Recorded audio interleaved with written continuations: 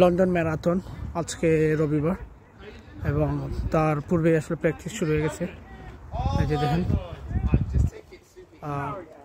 বিশ্বের বিভিন্ন দেশ থেকে যারা ম্যারাথনে দৌড়ায় তারা চলে আসছে এবং তাদের প্র্যাকটিস শুরু হয়েছে লেট নাইট। নিজেদেরকে জ্বালিয়ে নিচ্ছে তারা শেষ মুহূর্তের জন্য।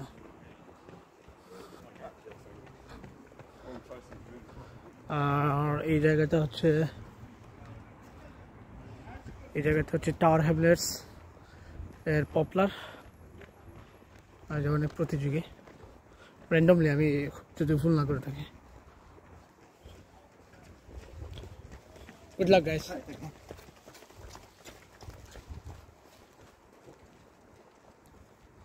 এই যে আরেকজন আসতেছে,